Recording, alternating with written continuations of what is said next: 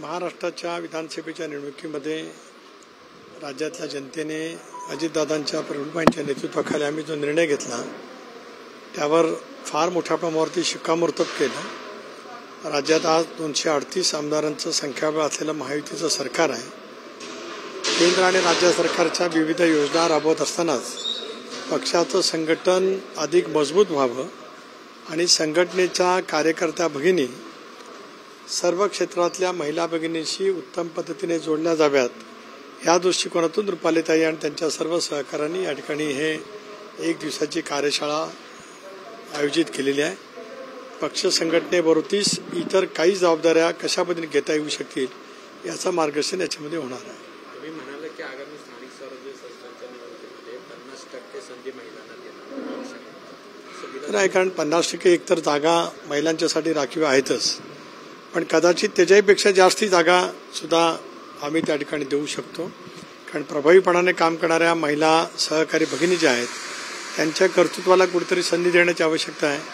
राष्ट्रवादी काँग्रेस पक्ष या दृष्टिकोनातून विचार करेल।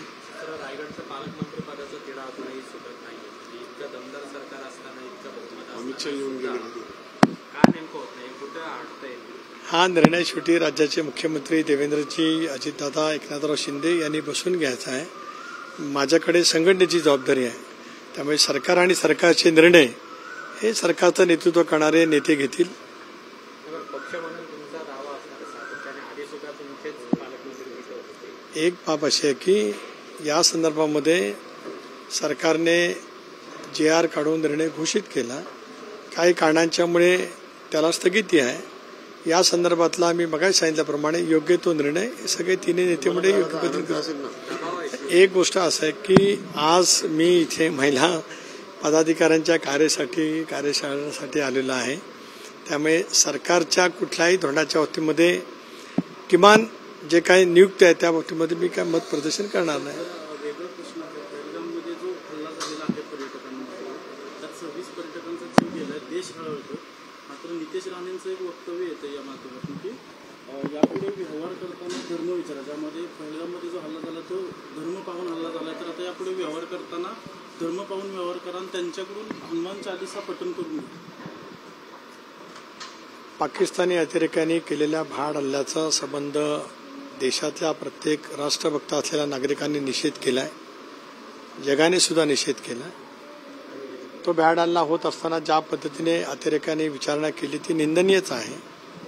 पण या देशामधल्या आपण वाटचालीमध्ये आपण पाहिलं तर संविधानामध्ये सुद्धा नमूद केले की हा सर्वधर्मीय देश आहे आणि या देशामध्ये सुद्धा वेगवेगळ्या धर्माचे नागरिक जे राष्ट्रभक्त आहेत, त्याच्यामुळे अतिरेक्यांनी जो प्रश्न विचारला तो गैरलागू किंवा तो अत्यंत निंदनीय होताच, परंतु आम्ही मात्र या संदर्भामध्ये अशा वेळीचं वक्तव्य करणं हे योग्य नाही असं माझं स्वतःचं राष्ट्रवादी काँग्रेस पक्ष म्हणून मत आहे।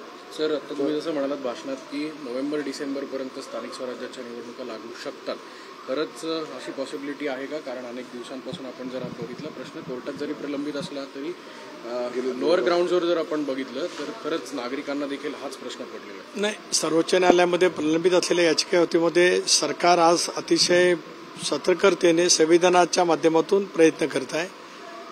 अतिशय उत्तम पद्धतीचे वकील त्या ठिकाणी सरकारने नियुक्त केलेले आहेत। मला विश्वास आहे की या संदर्भातला जो निर्णय, कारण ओबीसीच्या आरक्षणाचा हा याचिका आहे, तो निर्णय लवकरात लवकर निश्चित होईल। 2-3 वर्ष स्थानिक स्वराज्य संस्थांच्या निवडणुका झाल्या नाहीत हे निकोपपणाच्या लोकशाहीला योग्य असं वाटत नाही, पण शेवटी न्यायालयीन प्रक्रियेमध्ये या निवडणुका थांबल्या। मला विश्वास आहे की या संबंध पुढच्या 1-2 महिन्यात या संदर्भामध्ये सर्वोच्च न्यायालयाचा निकाल येईल आणि नंतर सरकार, आज ज्या प्रचंड बहुमताने सरकार आहे, या सरकारला सुद्धा लोकशाहीच्या माध्यमातून स्थानिक स्वराज्य संस्थांच्यामध्ये लोकनियुक्त प्रतिनिधी निवडून यावेत अशी सरकारची सुद्धा मानसिकता आहे। महायुती म्हणून तुम्ही आगामी निवडणुकीमध्ये लढणार असं सुद्धा महायुतीमध्येच भाजप आता त्यांचा पक्ष वाढवण्याचा प्रयत्न करते।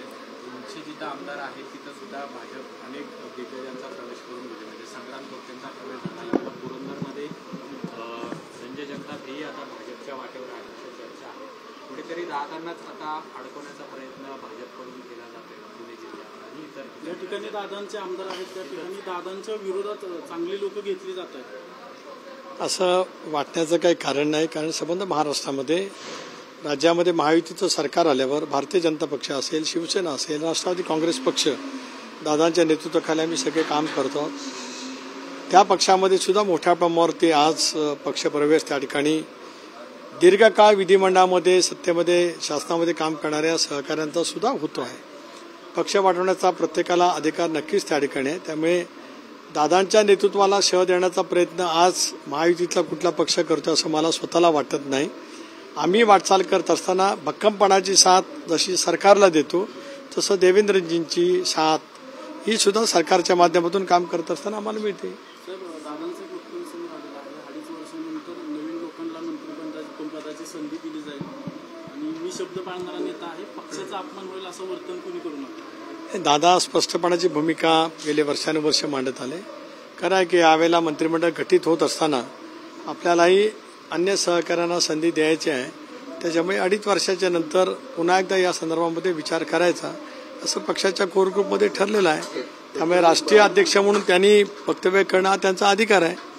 दादा काही दिवस म्हणजे गेले काही दिवस बदललेले दिसतात. ज्या पद्धतीने शरद पवार असतील त्यांचे संबंध, याच्या अगोदर एकदम अग्रेसिव्ह भूमिका अजितदादा, काय एवढे बदल होत आहेत तुम्ही विचारलं का दादा? काय एक असं आहे की आमच्या कोणाच्या मनामध्ये कसलाही संदेह नाही. मी वारंवार ही बाब स्पष्ट केले की आम्ही जो सामुदायिक नेतृत्वाच्या माध्यमातून निर्णय घेतला इंडियामध्ये सहभागी होण्याचा, राज्यातल्या जनतेने मोठ्या प्रमाणावरती यश आम्हाला दिलं.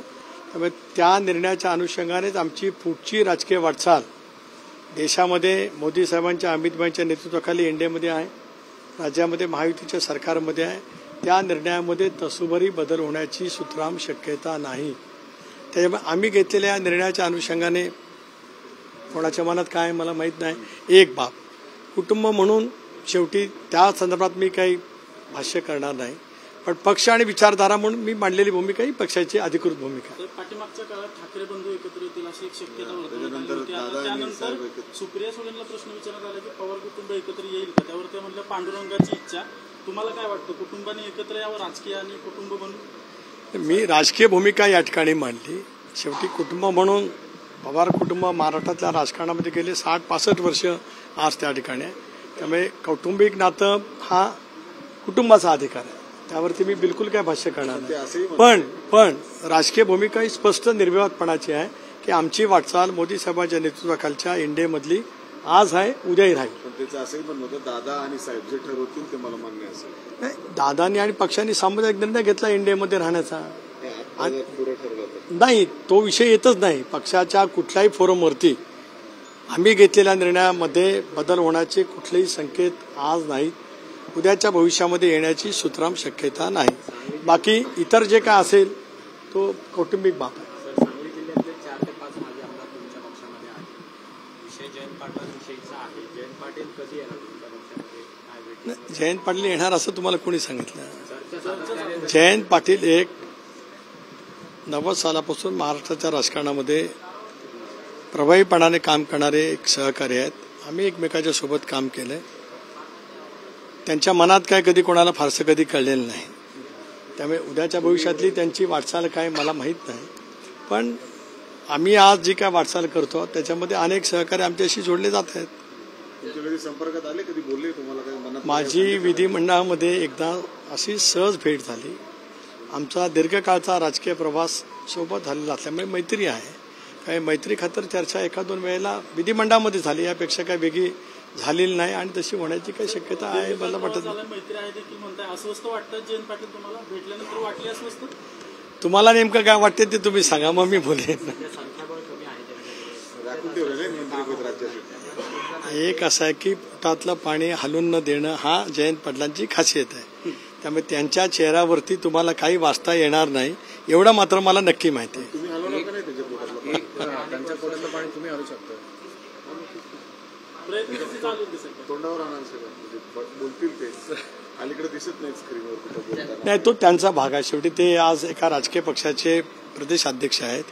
त्याच्यामुळे तुमच्यासारखं ऍक्टिव्ह दिसत नाही, ते नेहमीच ऍक्टिव्ह असतात. सर, एक शेवटचा प्रश्न. राज्यातल्या पाणी टंचाईच्या संदर्भातला प्रश्न आहे. अनेक गावांमध्ये आजही टँकरच्या एक मोठी समस्या उद्भवली आहे. आज सीएम पण म्हणाले सरकार म्हणून एक धोरणात्मक निर्णय असणे पाणी टंचाईबद्दल. एक असं आहे की यावर्षीचं म्हणजे गेल्या वर्षीचं पर्जन्यमान 100% जास्त महाराष्ट्रामध्ये झालं. सगळ्या धरणांचा जलसाठा 100% जास्ती होता. मृत साठा सुद्धा आजही आहे.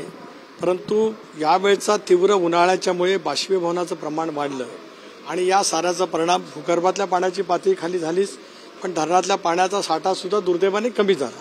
ही वस्तुस्थिती का नाकारता येत नाही. अशा वेळेला या भौगोलिक नैसर्गिक परिस्थितीचा विचार करत उद्याच्या भविष्यामध्ये सुद्धा काही प्रकल्प हातामध्ये घेणं आवश्यक आहे. म्हणून सरकार येतानाच आम्ही एक सांगितलं की नदीजोड प्रकल्प.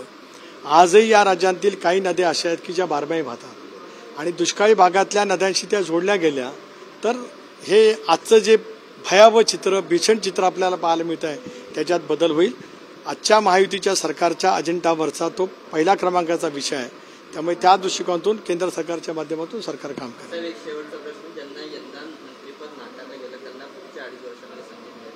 मला असं वाटतं शेवटच्या प्रश्नाचं उत्तर संपणार नाही कधीच.